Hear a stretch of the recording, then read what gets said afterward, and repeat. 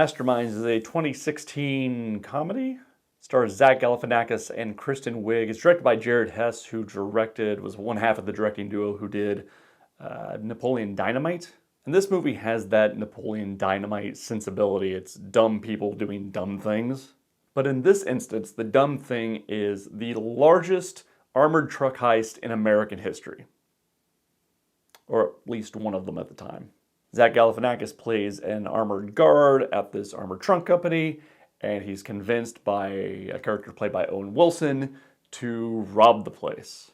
And that is the first act of this film, and it's also the most fun act of this movie. Because then the second act of the film, where Zach Galifianakis' character moves to Mexico, and he's chased by a hitman played by Jason Sudeikis. That part of the movie drags a lot and is not funny and is high on whimsy. I like Jason Sudeikis. His character's terrible in this movie. It's not funny. He slams the festivities to a halt whenever he's on screen. And that second act is the part where jokes that should be like 1 or 2 beat jokes get dragged out over a long period of time, and they don't get funnier as they go along. The film picks up a little bit of steam in its third act, but for the most part, by then, my opinion of the film had soured quite a bit. I just wish the film would have kept up the pace and joke volume, I guess, of its first act, because I was really being entertained, and then it just kind of fell off the rails relatively early on.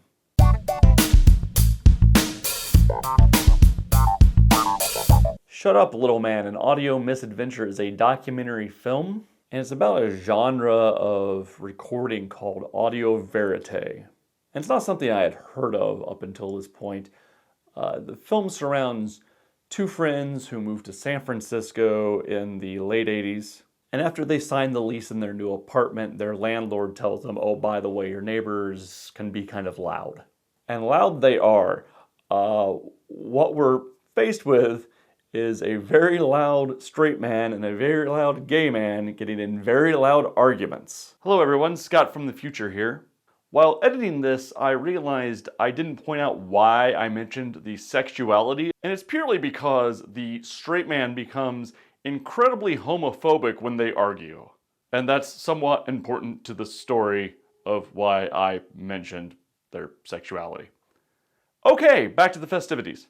And at first, one of the guys that has the wall that borders the 2 apartments thought he was going insane, but quickly they realized that these fights would go all night. So, like a couple of anthropologists, they just started recording the fights between these 2 men, and the recordings have a certain humor to them. And the recordings became really popular, and tapes were passed around, and it became a bigger-than-life phenomenon. And the movie is about these 2 friends who recorded these 2 guys and how the recordings they made kind of spiraled out of control to a point that it became bigger than themselves. It's not a genre of audio recording I've ever been exposed to, and the film gets into the history of audio verite and the different types of recordings.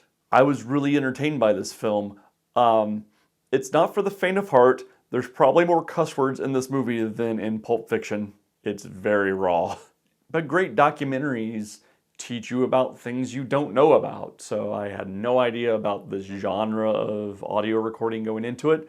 I feel more informed now, and I was entertained and interested along the way.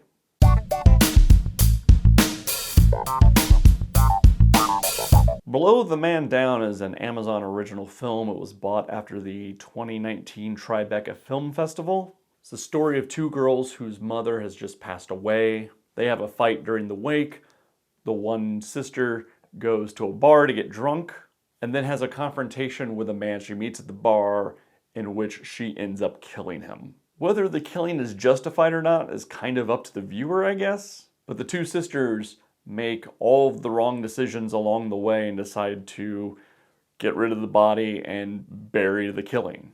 From there it becomes the story of this little town in Maine they live in and how they are trying to deal with the repercussions of what they have done.